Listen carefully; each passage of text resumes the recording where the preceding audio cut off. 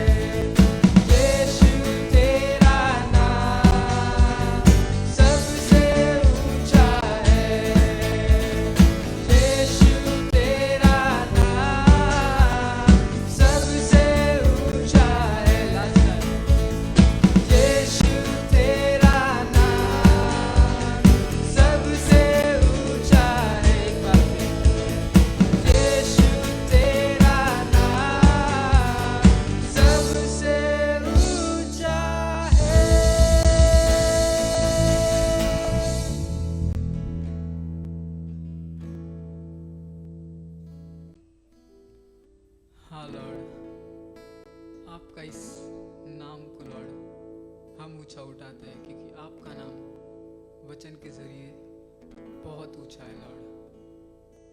वो पहले से ही ऊंचा है लॉर्ड, उस नाम के मुकाबले कोई है ही नहीं लॉर्ड। हम उस नाम को ऊंचा उठाते लॉर्ड, और इस गीत को लॉर्ड यीशु हम फिर से लॉर्ड आपके हाथों में सौंपते लॉर्ड। इस गीत से लॉर्ड सिर्फ और सिर्फ और सिर्फ आपकी महिमा हो लॉर्ड।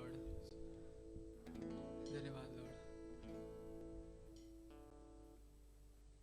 1 2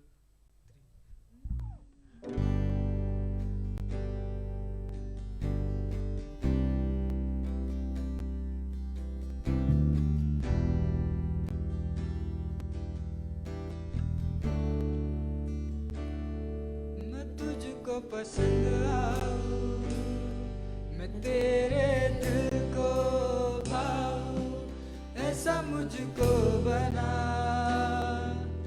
ऐसा मुझको बना। मैं तुझको पसंद आऊं, मैं तेरे दिल को भाऊं, ऐसा मुझको बना,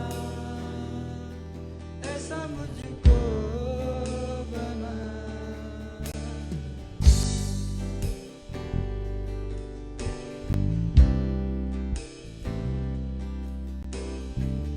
यीशु आपके जैसा बनाइए यीशु।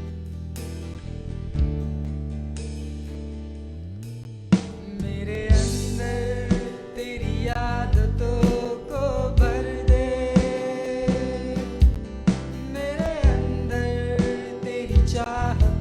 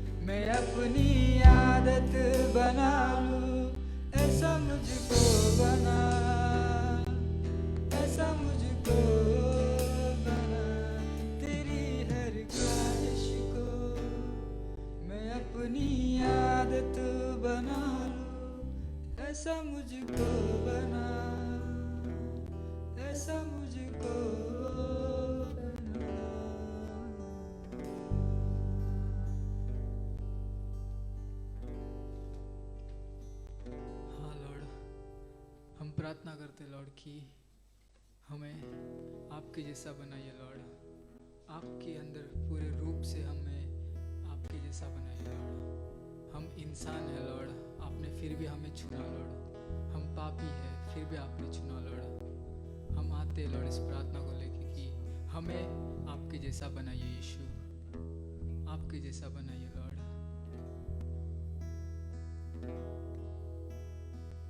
आइए चर्च इस गीत को गाते हैं, यीशु मसीह तेरे बिना मैं कुछ भी नहीं।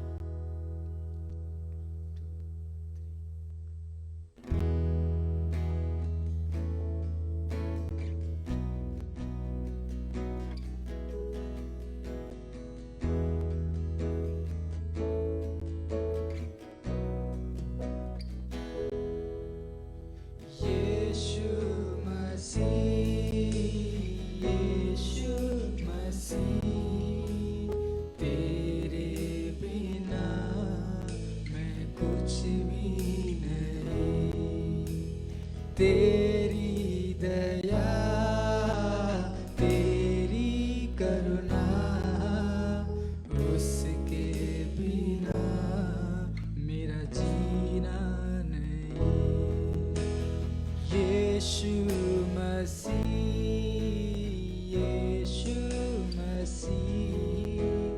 तेरे बिना मैं कुछ भी नहीं।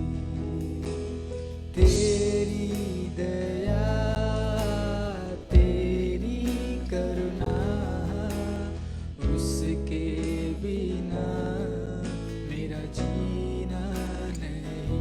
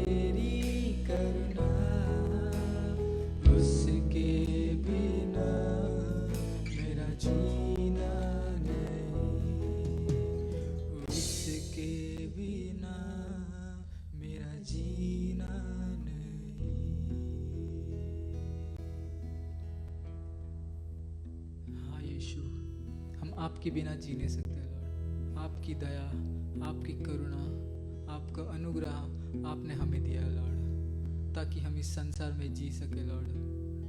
आपका प्रेम आपने हमें दिया, उसके लिए धन्यवाद यीशु। हम इस समय को लॉर्ड यीशु आपके चरणों में रखते हैं यीशु। मेरी प्रार्थना लॉर्ड तेरे ऊंचे नाम से मांगता हूँ, आमीन।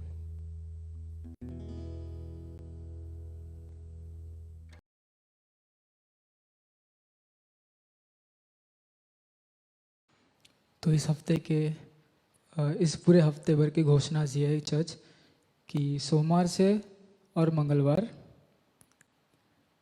भजन संहिता का क्लास होगा जो कि शाम को 7 बजे होगा, और गुरुवार प्रार्थना सभा होगा जो शाम को 7 बजे होगा। तो हम यहाँ पर शाम को कुछ टाइम के लिए मिलते भी है, तो अगर आप आ सकते हैं तो बहुत अच्छा होगा। और शनिवार को हमारा महिला का बाइबल क्लास होगा, लेडीज़ बाइबल क्लास, जो कि शाम को 5 बजे होगा। और रविवार संडे को हिंदी सभा, जो कि शाम को 5 बजे से कंटिन्यू होगा। Thank you.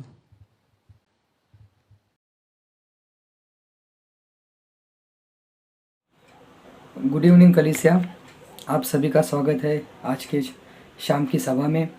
और मैं आज आपके साथ में भेंट के विषय में एक विचार बांटना चाहता हूँ, जो उत्पत्ति 4 में केन और हाबिल के जीवन से। और हम देखते हैं उत्पत्ति 4 में कि केन और हाबिल दोनों भी अपनी भेंट परमेश्वर के सम्मुख लेके आते हैं, और परमेश्वर हाबिल की भेंट को ग्रहण करता है, केन की भेंट को नहीं। क्या गलत था खेती की उपज लाना? नहीं। फिर क्यों परमेश्वर ने हाबिल की भेंट को ग्रहण किया और केन की भेंट को नहीं? मैं इस प्रकार से सोचता हूँ कि केन सोच रहा होगा कि मैंने खेती की, मैंने बीज बोए, मैंने खेती को सींचा, मैंने ये किया, मैंने वो किया, मेरे परिश्रम से ये सब हुआ, और उसमें से मैं परमेश्वर को भेंट लेके आ रहा हूँ। लेकिन इसके विपरीत हाबिल ने क्या सोचा होगा? हाबिल ने सोचा होगा कि परमेश्वर धन्यवाद, आपने मुझे पशुधन दे के आशीषित किया। धन्यवाद परमेश्वर कि आपने मुझे भेड़ बकरी दी और उसमें से मैं आपको दे रहा हूँ। ये होती है निर्भरता। जब हम परमेश्वर के कार्य के लिए दान देते हैं, जब हम परमेश्वर के कार्य के लिए अपने हृदय को खोलते हैं, तब हम अपनी निर्भरता परमेश्वर की ओर दर्शाते हैं। जब हम परमेश्वर के काम के लिए दान देते हैं, तब हमारे मन में हमेशा ये विचार आता है कि पहले परमेश्वर ने हमें दिया है और उसमें से हम परमेश्वर को दे रहे हैं। परमेश्वर ने हमें अच्छी नौकरी दी है, काम करने के लिए बुद्धिमत्ता और सामर्थ्य दिया है, हमारे आर्थिक परिस्थिति को आशीषित किया है, हमें हर रोज़ संभालते हैं और उसमें से हम परमेश्वर को दे रहे हैं।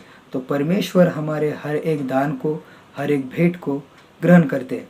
और उत्पत्ति 4:6 में हम पढ़ेंगे तो परमेश्वर केन से कहते हैं कि तेरे मुंह पर उदासी क्यों छाई और क्यों तू क्रोधित हुआ है?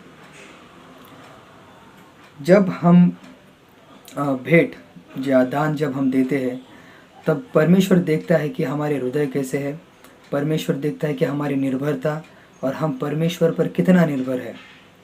हमारे जीवन के क्षेत्र में आर्थिक परिस्थिति हो, हमारी सेवकाई हो, कुछ भी हो, परमेश्वर हमारे हर एक क्षेत्र को आशीषित करने के लिए सामर्थ्यशाली है।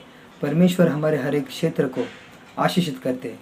और जब भी हम दान देते हैं, तब हमेशा हम इस बात को स्मरण रखते हैं कि पहले परमेश्वर ने हमें दिया है और उसमें से हम परमेश्वर को दे रहे हैं। और परमेश्वर हमारे दान को, परमेश्वर हमारे भेंटों को भूलते नहीं है। वो सही समय पर हमें उसका प्रतिफल देते हैं। बस परमेश्वर देखते हैं कि हम उनके ऊपर कितना निर्भर होके परमेश्वर के लिए अपने हृदय को खोलते हैं और दान देते हैं। तो आज इस विचार को अपने मन में रखते हैं और परमेश्वर से मांगते हैं कि प्रभु जी, आज हम जो भी आपके कार्य के लिए दे रहे हैं, आप उसे देख रहे हो और आप सही समय पर उसका प्रतिफल हमें देने के लिए सामर्थ्यशाली हो। आमीन।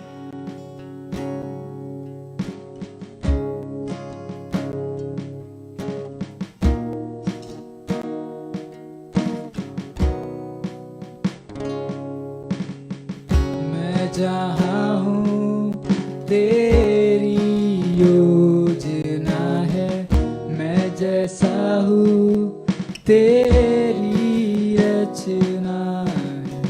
मैं जहाँ हूँ तेरी योजना है, मैं जैसा हूँ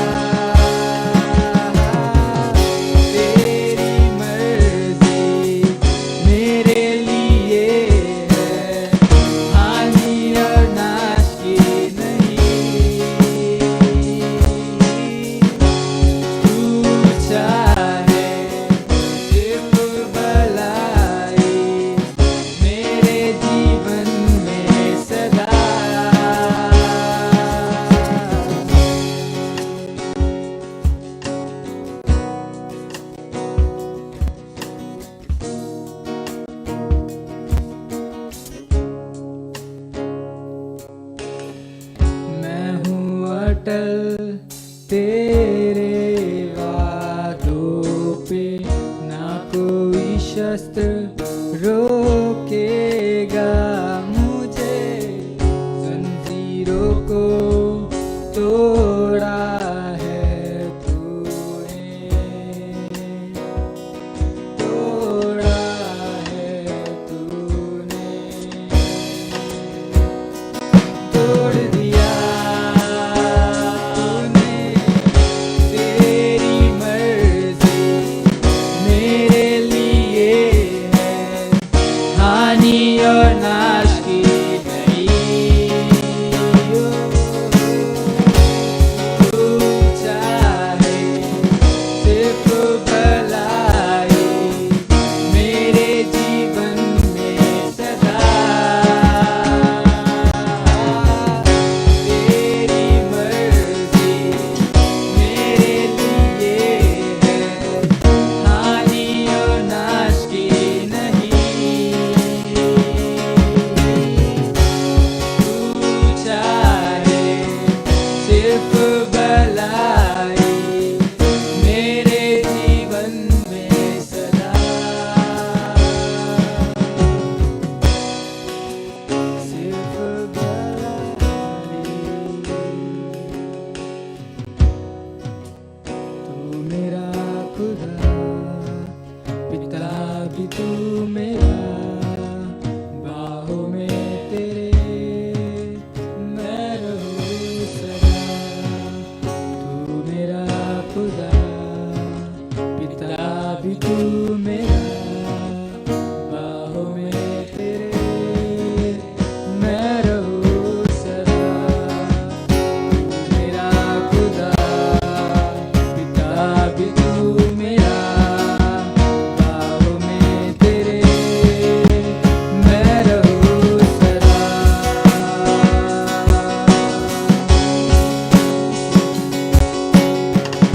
तेरी मर्जी मेरे लिए है, हानि और नाश की नहीं। तू चाहे सिर्फ भलाई मेरे जीवन में सदा।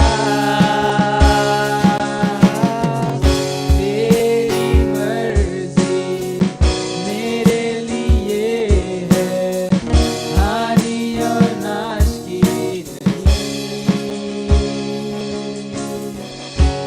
तू चाहे सिर्फ भलाई मेरे जीवन में सदा।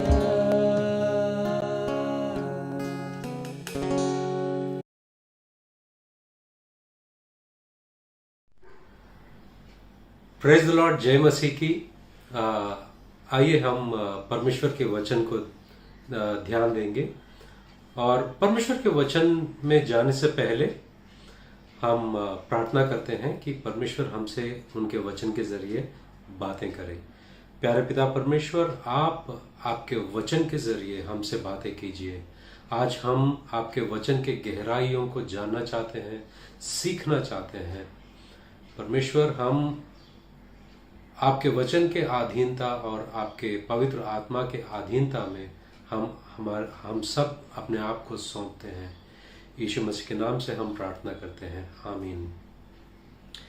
तो आज का जो शीर्षक है, वेदी पर हमारी जिंदगी। जब हम ये शीर्षक का या टाइटल सुनते हैं, वेदी पर हमारी जिंदगी, तो वेदी कहते ही हमको पुराने नियम में जो वेदी पर बलि चढ़ाया जाता था वो हमारे जहन में आता है। और बाकी काफी सारे बातें हैं जो हमारे जहन में आ सकते हैं। मगर आज के जो वचन में जाने से पहले इस संदेश की शुरुआत में 2 वारदातों से करना चाहता हूं। एक वारदात जो इस साल के शुरुआत में हुआ था, जनवरी 25 तारीख को एक खबर ऐसा छपा हुआ है न्यूज़पेपर में, और ये घटना घटी है आंध्र प्रदेश के चित्तूर जिला में मदनेपल्ली एक नाम है उस जगह का, वहां पर हुआ। और वो वारदात ऐसी है कि एक पति और पत्नी दोनों ने अपने दोनों बेटियों को मार डाला। और उसके बारे में आप इंटरनेट पर चेक कर सकते हैं। तो वो ऐसा था कि पति का नाम पुरुषोत्तम, वो केमिस्ट्री पढ़ाते थे और केमिस्ट्री के प्रोफेसर थे। वो गवर्नमेंट डिग्री कॉलेज में, और वो खुद पीएचडी कर चुके हैं साइंस में, केमिस्ट्री में। और उनकी जो पत्नी जो है वो पोस्ट ग्रेजुएशन मैथमेटिक्स स्पेशलाइजेशन में उन्होंने गोल्ड मेडल हासिल किया है।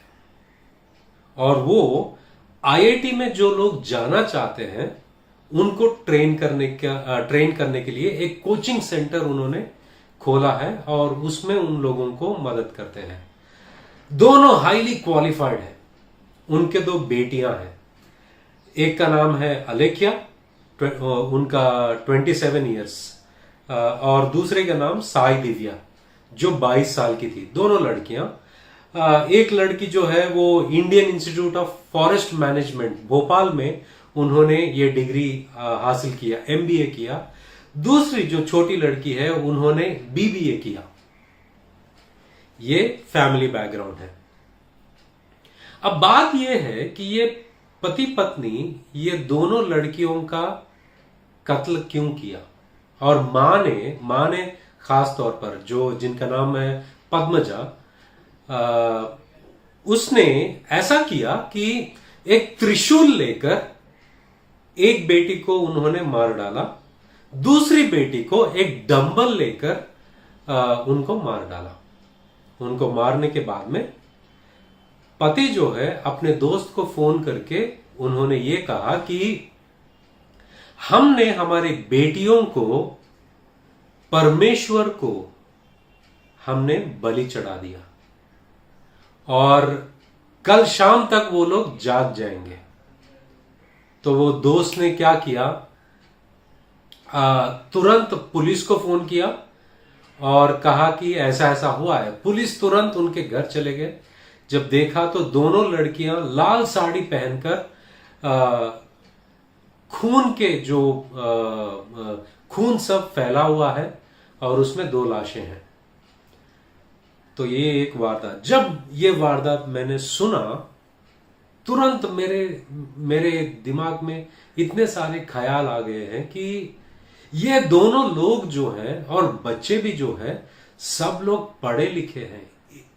वो उनके पास तर्क है, बुद्धि है, ज्ञान है, साइंस नॉलेज है और अमीर लोग हैं। ऐसे निर्बुद्धि के काम कैसे कर सकते हैं। तो अचानक से जो मेरे जहन में ख्याल आने लगे, क्या ये तर्क संगति के अनुसार भी, क्या ये तार्किक तौर पर भी, क्या ये समझने लायक है। ऐसा क्यों किया ये लोग, ये मूर्खता का काम है। ये सारे सवाल मेरे जहन में आ रहे थे। दूसरी बात मेरे जहन में आ रहा था कि वो कौन सा परमेश्वर था ये लोग जिनके लिए इनके बेटियों को इन्होंने बलि चढ़ा दिया। क्या वो जो परमेश्वर कहलाता है, क्या वो इतनी कुर्बानी के लायक है। ऐसी कुर्बानी के लायक है क्या वो कोई भी देवी देवता को उन्होंने बलि चढ़ाया होगा। ये दूसरा सवाल था। ये पहला वारदात। दूसरा वारदात रिसेंटली सोशल मीडिया पे बहुत चल रहा है और वो ये है कि एक मशहूर परमेश्वर के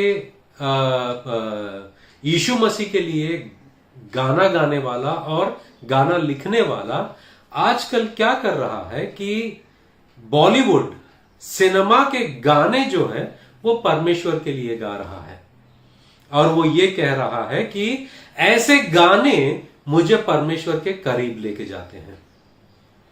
और जब लोगों ने उनको क्रिटिसाइज किया, और दूसरे जो गायक हैं जो परमेश्वर के लिए, यीशु मसीह के लिए गाते हैं, वो इस बंदे को समर्थन करने के लिए वो भी आगे आ गए और सब मिलकर उस व्यक्ति का समर्थन कर रहे थे। तो इसके ऊपर भी मेरा सवाल यह है कि आराधना का मतलब क्या है? ये दोनों वाकया मैं दोनों के बारे में सोच रहा था। एक जहां पर बुद्धि ज्ञान है, मगर उन्होंने अंधविश्वास निर्बुद्धि का काम किया और वो सोचते हैं कि ये आराधना है। और दूसरे तरफ एक इंसान जो दुनिया के गानों को लेता है, परमेश्वर को गाता है और कहता है कि ये गाने मुझे परमेश्वर के करीब ले जाते हैं। दोनों लोग हैं और दोनों के मुताबिक आराधना का मतलब कुछ और ही है। तो मैं सोचने लगा कि बाइबल में कलीसिया जो है, कलीसिया के लिए आराधना क्या थी और आज आराधना क्या है। कलीसिया में उस जमाने में मुझे नहीं लगता कि उनके पास इतनी फुर्सत थी कि म्यूजिक बजाकर गाना गाए और लोगों को इकट्ठा करके कॉन्सर्ट करे, म्यूजिकल कॉन्सर्ट करे। इतनी फुर्सत उनके पास तो थी नहीं, इतने म्यूजिक इंस्ट्रूमेंट्स उनके पास तो थे नहीं, और लाइट बल्ब और डिस्को लाइटिंग उस वक्त तो था नहीं। तो यह सवाल पूछने लायक है कि जो आदि में जो कलीसिया था, उनके लिए आराधना क्या था और कैसा था।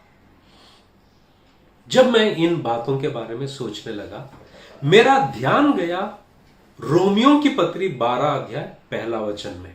रोमियो की पत्री 12 अध्याय पहला वचन में प्रेरित पौलुस ये बात कहते हैं कि अतः भाइयों और बहनों, मैं परमेश्वर की दया के नाम पर अनुरोध करता हूं कि आप जीवंत, पवित्र तथा सुग्रह बलि के रूप में अपने को परमेश्वर के प्रति अर्पित करें, और आपकी आत्मिक उपासना यही है। दूसरा ट्रांसलेशन है, बाइबल सोसाइटी ऑफ इंडिया का ही री एडिटेड वर्जन है। वो ट्रांसलेशन ये कहता है कि इसलिए हे भाइयों, मैं तुमसे परमेश्वर की दया स्मरण दिलाकर विनती करता हूं कि अपने शरीरों को जीवित और पवित्र और परमेश्वर को भावता हुआ बलिदान करके चढ़ाओ, यही तुम्हारी आत्मिक सेवा है। लास्ट में और एक ट्रांसलेशन मैं बताना चाहूंगा, ये सरल हिंदी बाइबल से है। सरल हिंदी बाइबल ये कहता है कि प्रियजन, परमेश्वर की बड़ी दया के प्रकाश में तुम सबसे मेरी विनती है कि तुम अपने शरीर को परमेश्वर के लिए, परमेश्वर को भावने वाला जीवन तथा पवित्र बलि के रूप में भेंट करो, यही तुम्हारी आत्मिक आराधना की विधि है। मतलब यहां पर यह कहता है, वचन ये कहता है कि आत्मिक आराधना किस तरह किया जाता है, उसकी विधि ऐसी है कि तुम अपने आप को, अपने शरीर को परमेश्वर के लिए, परमेश्वर को भावने वाला जीवन तथा पवित्र बलि के रूप में भेंट करो, बलि चढ़ाओ। अपने शरीरों को जीवित और पवित्र और परमेश्वर को भावता हुआ बलिदान करके चढ़ाओ। अपने शरीरों को जीवित और पवित्र और परमेश्वर को भावता हुआ बलिदान करके चढ़ाओ। यही सारे ट्रांसलेशन में बताया गया। हमारे शरीर को जीवित, पवित्र और परमेश्वर को भावता हुआ एक भेंट के नाई बलिदान चढ़ाना, ये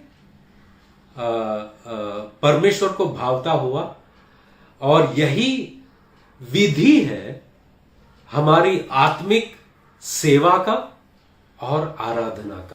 जब मैं ये वचन को यूनानी भाषा में देखता हूं, ग्रीक भाषा में जब देखता हूं, तो ये जो हिंदी में हमको नजर आता है, हिंदी में जो हम दो बातों को पढ़ते हैं, आत्मिक आराधना, आत्मिक सेवा। आत्मिक सेवा जो शब्द हम ये वचन में देखते हैं, यूनानी भाषा में आत्मिक सेवा, इन दोनों को दर्शाने के लिए जो शब्द का इस्तेमाल किया गया है वो है लॉजिकेन। लॉजिकेन शब्द को आत्मिक शब्द से उसका ट्रांसलेशन या तर्जुमा किया गया है, और लैट्रियन जो शब्द है उसको सेवा शब्द से ट्रांसलेशन या भाषांतर किया गया है। तो जब हम देखते हैं लॉजिकेन, लॉजिकेन जो है लॉजिकोस शब्द से आता है। ये जो लॉजिकेन जो शब्द है कहीं पर भी आपको नजर नहीं आएगा बाइबल में, कहीं और जगह पर नजर नहीं आएगा। एक जगह पर जरूर नजर आता है, वो पहला पतरस 2 अध्याय 2 वचन, वहां पर आत्मिक दूध के बारे में बात किया गया है। परमेश्वर का वचन को आत्मिक दूध से तुलनात्मक रीति से बात किया गया है। वहां पर जो शब्द का इस्तेमाल किया गया है वो लॉजिकोन है, मगर यहां पर जो है लॉजिकेन, ये जो वेरिएंट है, ये शब्द जो है बाइबल में सेप्टुअजिंट वर्जन में कहीं और भी इस्तेमाल नहीं किया गया है। तो इसका लेक्सिकल डेफिनेशन, मतलब डिक्शनरी के हिसाब से अगर हम वचन को देखेंगे, लॉजिकेन जो शब्द है वो आता है लॉजिक से। इसलिए अंग्रेजी बाइबल में रीजनेबल का शब्द इस्तेमाल किया जाता है, लॉजिकल का शब्द इस्तेमाल किया जाता है। तो पौलुस इन शब्दों के बारे में जानना क्यों जरूरी है? क्योंकि ये हमको वचन की गहराई तक पहुंचने में मदद करता है। तो ये शब्द जो है लॉजिकेन, पहला ये शब्द के बारे में हम लोग जानेंगे। ये शब्द पौलुस के जमाने में लोग किस तरह इस्तेमाल करते थे और कैसे इस्तेमाल हुआ करता था, इसके बारे में मैं थोड़ा सा आपको बताऊंगा। फिर लैट्रियन जो शब्द है, लैट्रियन शब्द को उस जमाने में किस तरह इस्तेमाल किया जाता था उसके बारे में भी बताता हूं।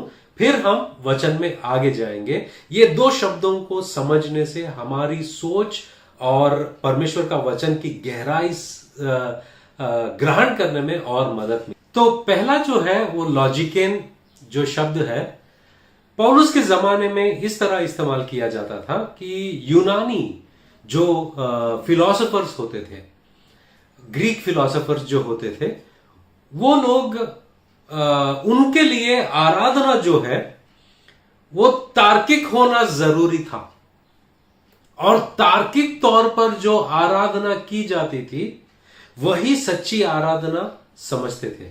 उदाहरण के तौर पर एक जगह कुछ लोग थे ग्रीक फिलोसोफर्स, उन लोगों का मानना यह था कि परमेश्वर और इंसानों में सामान्य जो है वो तर्क है। परमेश्वर और मनुष्यों में एक बात सामान्य है और वो है तर्क। मतलब जो परमेश्वर जो है वो तार्किक है, वो सोचते हैं, वो बुद्धिमान है, वो महान है, और वही गुण और लक्षण इंसानों में भी है। तो इसीलिए हमारी आराधना जो है वो तार्किक होना जरूरी है, ऐसा कुछ ग्रीक लोग सोचते थे। दूसरे जो है ग्रीक फिलोसोफर्स में ही एक श्रेणी ऐसा था जिनको स्टोइक फिलोसोफर्स कहते थे। स्टोइक फिलोसोफर्स में उन लोग लॉजिकोस को ज्यादा महत्वपूर्णता देते थे। लॉजिकेन, उनका मानना यह था कि ग्रीक लोगों में, यूनानी लोगों में बहुत सारे अंधविश्वास फैले हुए थे। अंधविश्वास मतलब बिना सोच समझ के कैसे भी चाहे वो बलि चढ़ाना हो, कैसे भी बर्ताव करना हो, ये ऐसी आराधना को नकारते हुए उन्होंने ये कहा कि परमेश्वर की आराधना जो है, उन्होंने इस तर्क संगत आराधना की तुलना अंधविश्वास से की, जिसे वे अंधविश्वास मानते थे। तो हमारी आराधना जो है वो तर्क संगति के अनुसार तार्किक होना चाहिए और अंधविश्वास की तरह नहीं होना चाहिए। यही शब्द को उस जमाने के यहूदी लोग भी लिया है, यही शब्द को, और उन्होंने ये कहा, यहूदियों ने इस शब्द का प्रयोग किया और उन्होंने ये कहा कि परमेश्वर को बलि चढ़ाने के वक्त, परमेश्वर को बलि चढ़ा, जब जानवर को साल में एक बार बलि देते हैं या वेदी पर जानवर को काटते हैं, उस वक्त मानसिक और तार्किक दोनों बातें हैं। यहूदियों ने इस शब्द का प्रयोग किया, इसे कभी कभी मानसिक और आध्यात्मिक दृष्टिकोण पर लागू किया जो कि परमेश्वर के सामने किसी भी योग्यता के लिए, बलिदान के लिए आवश्यक है। मतलब परमेश्वर को जो साल में एक बार बलि देते हैं, बलि चढ़ाते हैं, यहूदियों में उनका मानना यह था कि हमारा बुद्धि और मन और हमारे इमोशंस साथ में बुद्धि भी होना बहुत जरूरी है। तो ये शब्द का इस्तेमाल यूनानी, मतलब ग्रीक फिलोसोफर्स और यहूदी लोग इस तरह करते थे कि हमारी आराधना में, जब हम परमेश्वर को आराधना करने के लिए आते हैं, हम लोग परमेश्वर की उपस्थिति में कभी कभी रोते हैं, कभी कभी हम लोग आनंदित होते हैं, परमेश्वर की आराधना करते हैं। ये सब हमारे भावनाएं हैं और ये भावनाओं के साथ में हम परमेश्वर के सम्मुख आते हैं, ये अच्छी बात है। मगर ये भावनाओं के साथ में बुद्धि को भी इंक्लूड करना बहुत जरूरी था, यूनानियों के लिए और यहूदी लोगों के लिए भी। जब हम रोमा की पत्री 12 अध्याय 1 वचन में जब हम पढ़ते हैं ये बात को, जब पौलुस कहते हैं कि इसलिए हे भाइयों, मैं तुमसे परमेश्वर की दया स्मरण दिलाकर विनती करता हूं कि अपने शरीरों को जीवित और पवित्र और परमेश्वर को भावता हुआ बलिदान करके चढ़ाओ, यह तुम्हारी बुद्धि तार्किक तौर पर सही तरीके की आराधना है, सेवा है। मतलब हमारा शरीर को परमेश्वर के लिए दे देना, परमेश्वर को बलि चढ़ाना, मतलब जीवित बलि, यहां पर वो स्पेसिफाई करते हैं जीवित बलि चढ़ाना। मतलब परमेश्वर ये चाहते हैं कि हम हमारी जिंदगी उस वेदी पर बिताए, हम हमारी जिंदगी उस वेदी पर बिताए। ये बुद्धिमान की आराधना है, बुद्धि तर्क से भरी हुई आराधना है, logical worship, reasonable worship, reasonable service. ये अंधविश्वास नहीं, या तो भावनाओं से भरी हुई किसी भी तरह का आराधना नहीं, मगर आराधना जो बुद्धि, तर्क और भावनाओं को सही जगह पर रखते हुए अपने आप को एक जीवित बलिदान चढ़ाना, ये परमेश्वर के अनुसार परमेश्वर को भावता हुआ बलिदान है, आराधना है, सेवा है। ये सच्ची आराधना है। और आगे जाके हम लोग देखते हैं इससे हम क्या सीख सकते हैं। पहली बात, एक आराधना जिसमें बुद्धि और आत्मा दोनों भी शामिल है, बुद्धि और आत्मा दोनों भी शामिल है। एक आराधना जो परमेश्वर को वह प्रदान करके सम्मान देती है, जो वह वास्तव में चाहता है, मतलब जो परमेश्वर चाहता है वो बुद्धिपूर्वक हम वो परमेश्वर को देते हैं, ये आराधना है।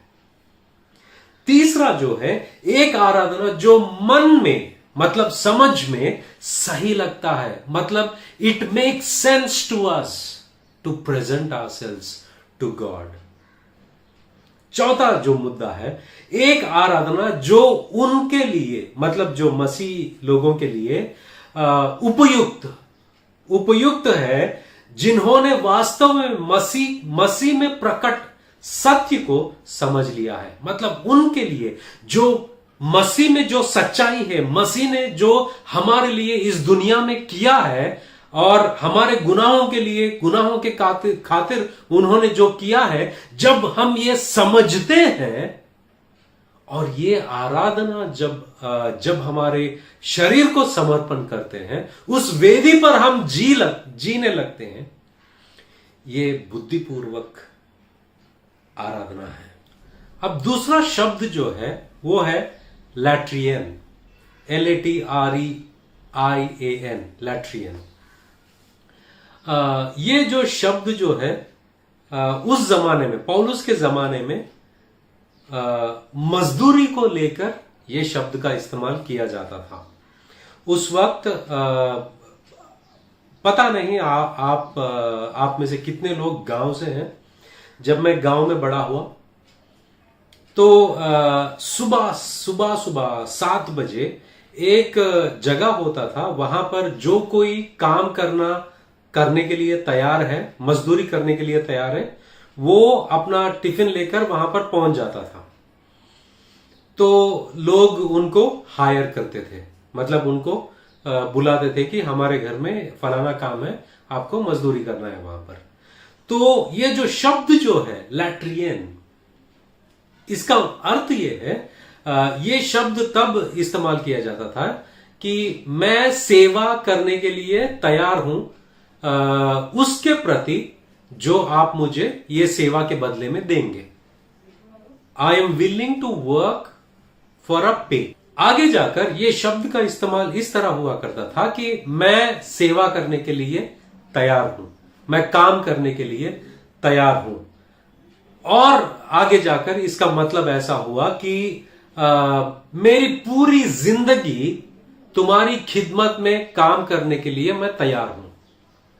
और उसके बाद में तब तक भी ये शब्द जो है रिलीजियस पर्पस में इस्तेमाल नहीं किया गया, मतलब धार्मिक चीजों में ये बात का इस्तेमाल नहीं हुआ तब तक। आगे जाते जाते धीरे धीरे वहां के मंदिरों में या वहां के जो जगहों पर ये शब्द का इस्तेमाल होने लगा कि एक इंसान अपने आप को इस काम के लिए सौंप दिया है। ये बैकग्राउंड से जब हम सोचते हैं कि जब बाइबल में इस शब्द का इस्तेमाल किया जाता है, एक इंसान जो मजदूरी करने के लिए, काम करने के लिए अपने आप को अर्पण कर देता है, उनकी सेवा करने के लिए पूरी जिंदगी। ये दो बातें, एक बुद्धि तर्क और एक जो है सेवा, जो उसकी काम करते हुए सेवा कर रहा है और वही उसकी आराधना भी बन गई है। ये दो बातों को ध्यान में रखना। अब तक हम सिर्फ एक ही वचन में है, ये पूरा मैसेज भी एक ही वचन पर है, रोमियो की पत्री 12 अध्याय 1 वचन। अब हम देखते हैं कि ये जो वचन जब हम पढ़ते हैं, वो वचन में पौलुस जब कहते हैं कि इसलिए भाइयों मैं तुमसे परमेश्वर की दया स्मरण दिलाकर विनती करता हूं कि अपने शरीरों को जीवित और पवित्र और परमेश्वर को भावता हुआ बलिदान करके चढ़ाओ। यह तुम्हारी आत्मिक सेवा है, यह तुम्हारी आत्मिक आराधना की विधि है। जब पौलुस ये बातों को कहते हैं, ये बलि किस तरह होनी चाहिए, वो 3 शब्दों का इस्तेमाल करते हैं। वो पहला जो इस्तेमाल करते हैं, ये बलि जो है जीवित होना है। हम जीविते मतलब जीवित और पवित्र और परमेश्वर को भावता हुआ बलिदान करके चढ़ाओ। पहला जो बात है और बहुत ही कठिन है, और वो है जीवित बलिदान चढ़ाना। जीवित बलिदान चढ़ाना, क्योंकि हम खुद अपने आप को वेदी पर लेके जाते हैं, तब भी वो हम जिंदा होते हैं। वेदी पर चढ़ाने के बाद भी हमको जिंदा ही रहना है। मगर यहां पर कुछ बातों को मैं बताना चाहता हूं। पहली बात, पौलुस ये बात क्यों कह रहे हैं और कैसे कह रहे हैं? पौलुस ये कहते हैं कि मैं परमेश्वर के अनुग्रह को याद दिलाते हुए, स्मरण दिलाते हुए ये बात तुमसे, ये विनती, ये अनुरोध तुमसे कर रहा हूं कि अपने आप को जीवित बलिदान चढ़ाओ। तो परमेश्वर का स्मरण, परमेश्वर का अनुग्रह का स्मरण दिलाते हुए पौलुस क्या कहते हैं कि परमेश्वर की दया स्मरण दिलाकर, परमेश्वर की दया स्मरण दिलाकर मैं आपसे विनती करता हूं। परमेश्वर की दया क्या है? परमेश्वर की दया स्मरण दिलाना कैसा स्मरण दिलाया उन्होंने?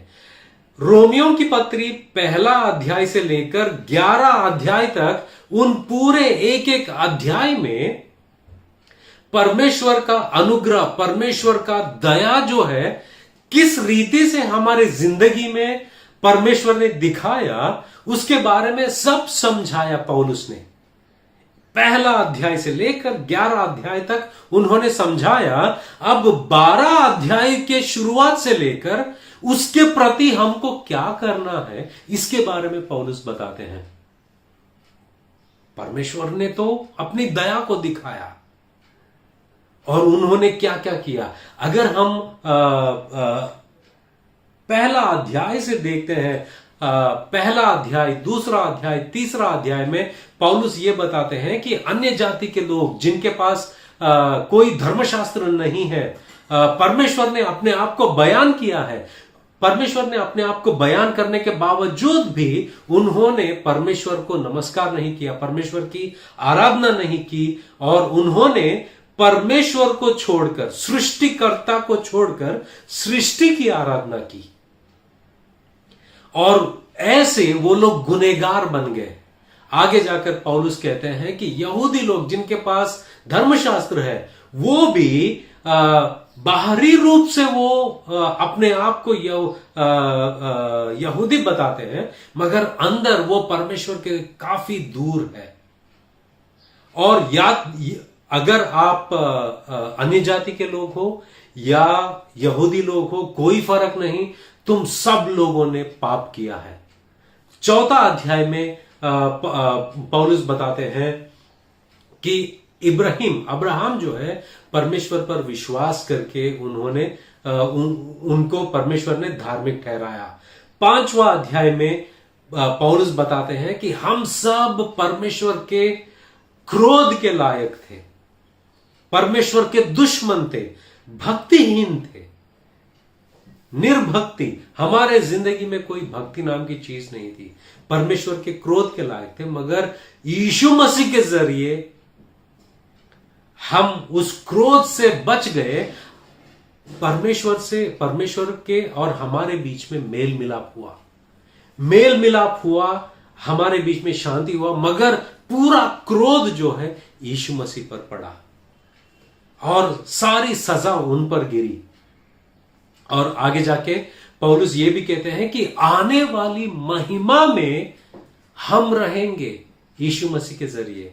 और एफिसियों की पत्री में पौलुस बताते हैं कि परमेश्वर ने हमको चुना है ताकि वो आने वाले युगों में वो कितना भला है, वो कितना अच्छा है, अपनी अच्छाई वो दिखाते ही रहेंगे। और हमको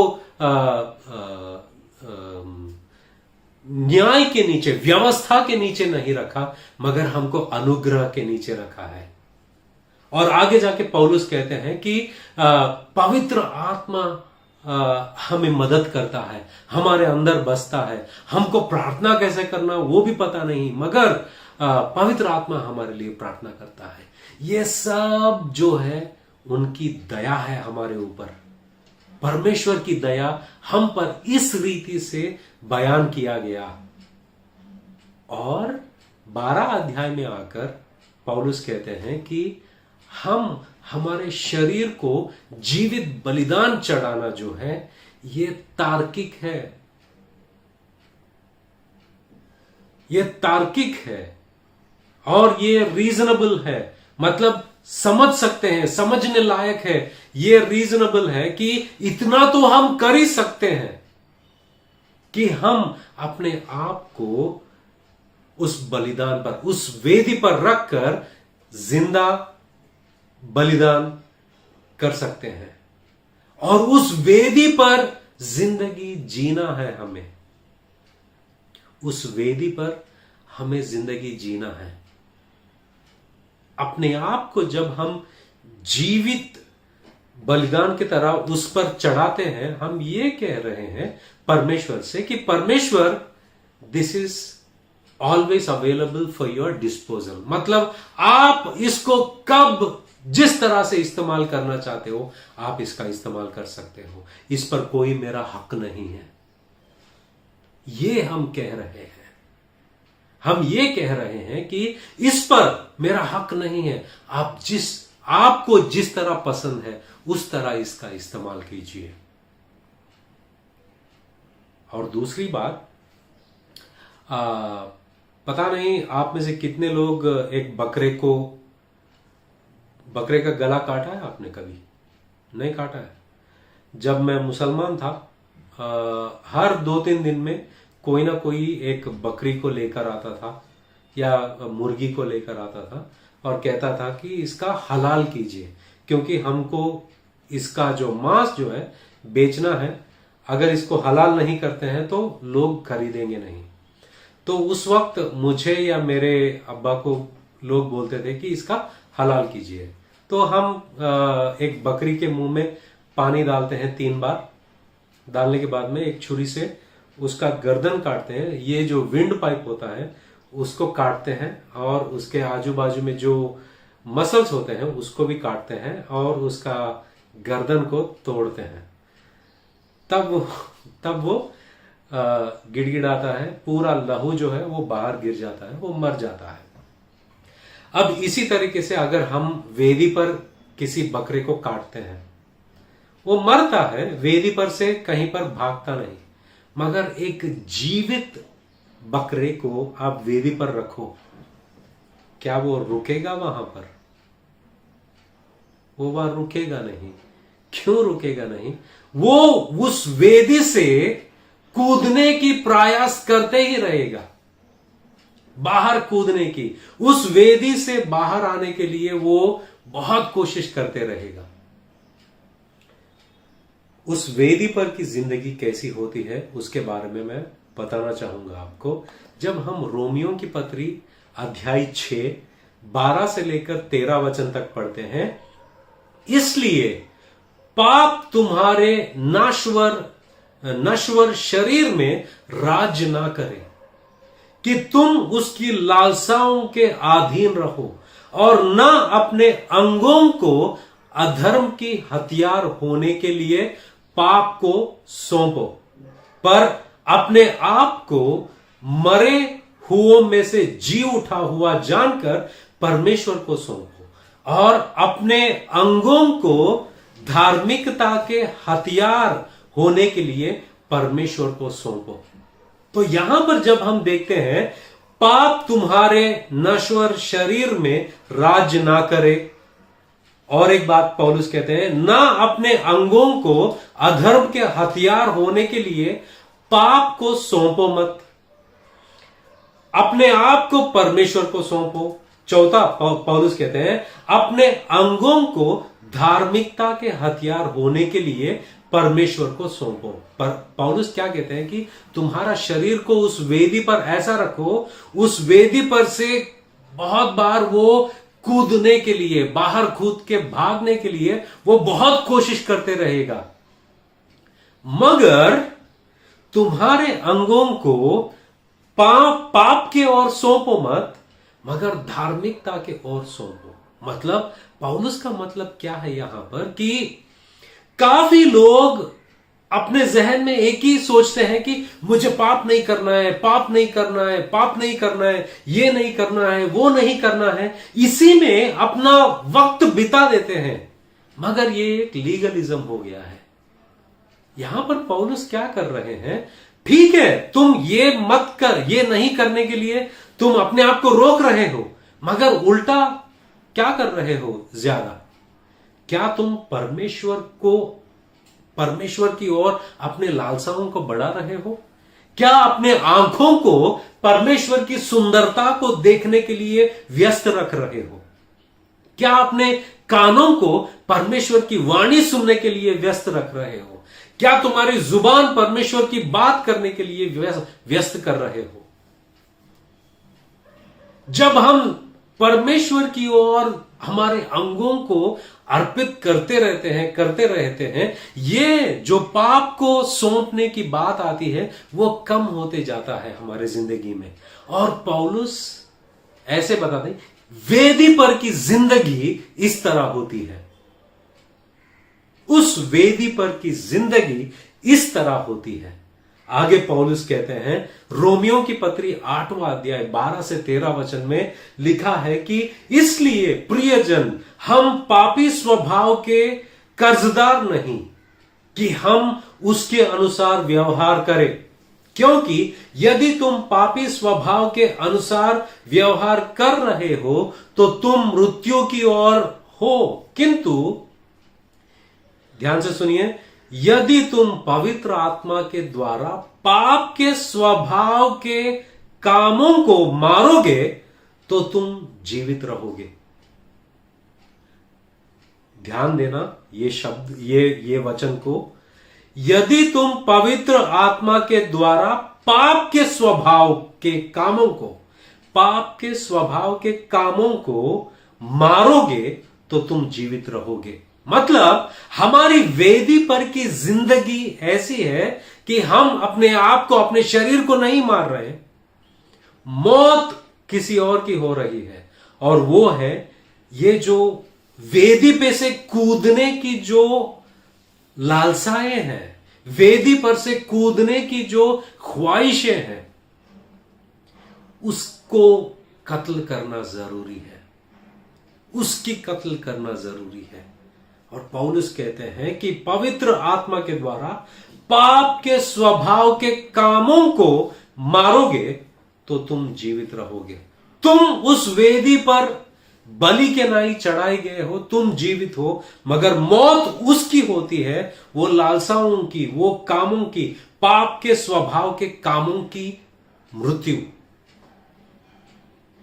ये हमारी जिंदगी है उस वेदी पर, और इस तरह होती है वो जिंदगी। और इतना ही नहीं, पौलुस पहला कुरिन्थियों की पत्री अध्याय 6 19 और 20वां वचन में पौलुस कहते हैं कि क्या तुम्हें यह एहसास नहीं कि तुम्हारा शरीर पवित्र आत्मा का, जिनका तुम्हारे अंदर वास है, तथा जो तुम्हें परमेश्वर से प्राप्त हुआ है, मंदिर है। पौलुस यहां पर कह रहे हैं कि तुम उस वेदी पर बलिदान ही नहीं, तुम खुद मंदिर भी हो। तुम बलि ही नहीं, तुम मंदिर भी हो। और पौलुस कहते हैं कि तुम पर तुम्हारा अधिकार नहीं, तुम्हारे शरीर पर तुम्हारा अधिकार नहीं, क्योंकि तुम्हें दाम देकर मोल लिया गया है, इसलिए अपने शरीर के द्वारा परमेश्वर की महिमा करो। अपने शरीर के द्वारा परमेश्वर की महिमा करो। हमारी जिंदगी वेदी पर रखकर हमारे शरीर के जरिए परमेश्वर की महिमा करना, यही असली आराधना है। और हमारा ये काम करना, ये बुद्धि, तर्क और एक ज्ञानपूर्वक की काम है, अंधविश्वास नहीं। अंधविश्वास नहीं, सिर्फ भावनाओं से आगे चल गई काम नहीं, मगर इस बलिदान में बुद्धि और भावनाएं, ये दोनों भी है। और इस तरह की आराधना ही सच्ची आराधना है। लोग सोचते हैं गाना गाकर मैं आराधना करूंगा, म्यूजिक बजाकर मैं आराधना करूंगा, मगर ये आराधना जो कलीसिया के लिए जो आराधना है, ये जो पौलुस बताते हैं, ये आराधना सब गाना गाना, म्यूजिक बजाना, सब चीजों से भी बढ़कर है। ये उत्तम रीति वाली आराधना है, सेवा है। और हम बलि ही नहीं, हम मंदिर भी हैं। और एक वचन मैं बताना चाहूंगा, और हमारे शरीर पवित्र आत्मा का मंदिर है, तुम पर तुम्हारा अधिकार नहीं। यहां पर एक बात है कि समझो तुमने एक चीज जो है परमेश्वर को अर्पण में दे दिया है, बार बार तुम हाथ लगाकर ले रहे हो, मगर बोल रहे हो कि यह तुम्हारा है। क्या वो परमेश्वर का हो गया? नहीं, तुमने पूरी रीति से दिया नहीं, क्योंकि तुम हर बार ले रहे हो, छीन रहे हो उस वेदी पर से। हमारी जिंदगी भी ऐसे ही है, काफी बार ऐसा नहीं होना चाहिए। हम बलि ही नहीं, हम मंदिर भी हैं। एक और बात है, हम मंदिर भी नहीं, हम मंदिर ही नहीं, हम मंदिर के पत्थर भी हैं। पहला पत्रस 2 अध्याय 4 और 5वां वचन में लिखा है कि उसके पास आकर, जिसे मनुष्यों ने तो निकम्मा ठहराया, परंतु परमेश्वर के निकट चुना हुआ और बहुमूल्य जीवित पत्थर है, जो यीशु मसीह के बारे में बताया गया है। तुम भी आप जीविते पत्थरों के समान आत्मिक घर बनते जाते हो। हम बलि ही नहीं, हम मंदिर भी हैं। हम मंदिर ही नहीं, हम जो मंदिर पत्थरों से बनाया जाता है, उसमें हम जीवित पत्थर भी हैं। और पौलुस प्रेरित पतरस आगे कहते हैं, जीविते पत्थर के समान आत्मिक घर बनते जाते हो, जिससे याजकों का पवित्र समाज बनकर, हम बलि ही नहीं, हम मंदिर भी हैं। हम मंदिर ही नहीं, हम पत्थर भी हैं, जिससे मंदिर बनता है, जीविते पत्थर है। हम पत्थर ही नहीं, हम याजक भी हैं। और याजक होकर क्या कर रहे हैं हम? पतरस कहते हैं, याजकों का पवित्र समाज बनकर ऐसे आत्मिक बलिदान चढ़ाओ, जो यीशु मसीह के द्वारा परमेश्वर को ग्रहा है, भावता है। मतलब उस वेदी पर रहकर हम जो लड़ाई लड़ रहे हैं, ये एक खूबसूरत जंग है और लड़ने लायक जंग है ये। और यही हमारी आराधना है, यही हमारी सेवा भी है। और ये बुद्धिपूर्वक है और भावनाओं को, दोनों को मिलाने वाला सही तरीके का आराधना है। और इसलिए यीशु मसीह कहते हैं, मत्ती रची सुसमाचार 22वें अध्याय 37 वर्ष में, उसने उनसे कहा, तू परमेश्वर अपने प्रभु से अपने सारे मन और अपने सारे प्राण और अपनी सारी बुद्धि के साथ प्रेम रख। तो ये परमेश्वर की आराधना इस तरह की जाती है, उस तरह नहीं। एक तरफ लोग बहुत ही बुद्धिमान हैं मगर अंधविश्वासी हैं, अपने बेटियों को मार दिया। एक तरफ जो ईसाई लोग हैं, उन लोग को लगता है कि सिर्फ गाना गाना ही आराधना है। मगर कलीसिया में जो परमेश्वर की आराधना है वो है उस वेदी पर जिंदगी जीना ही आराधना है। और ये बुद्धिपूर्वक, तार्किक और भावनाओं को भी लेकर सब रीति से जुड़ा हुआ आराधना है। परमेश्वर आपको आशीषित करे। God bless you. धन्यवाद देना चाहता हूँ पास्टर का, जो इतना सुंदर सा मैसेज हमें दिया, इतना एनकरेजिंग मैसेज दिया। तो आइए चर्च इस वचन को अपने मनों में रखकर इस पूरे हफ्ते के टाइम को हम यीशु पर सौंप कर इस गीत को गाते हैं और आज की सभा को यहीं पे अंत करते हैं। तो आइए चर्च हम खड़े होते हैं अपने स्थानों पर इसको गाते हैं। मेरा यीशु है कमाल का।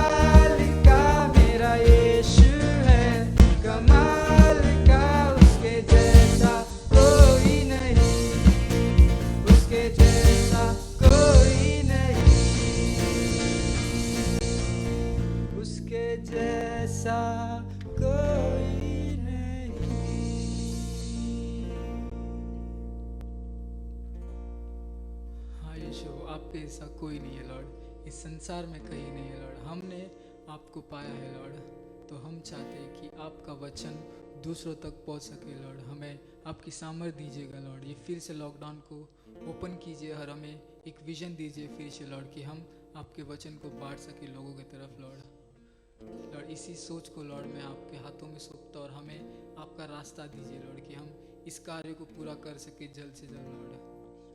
इस विश्वास से याद मांगता लॉर्ड, पूरे हफ्ते भर के टाइम को आपके हाथों में सौंपते लॉर्ड। हमें इस वचन में मेडिटेट करने का मौका दीजिए लॉर्ड। हम शैतान के इस पे ना भटके लॉर्ड, हम आपके वचन पे रहे, ऐसी प्रार्थना करता लॉर्ड। ये प्रार्थना लॉर्ड तेरे ऊंचे नाम से मांगता हूँ यीशु,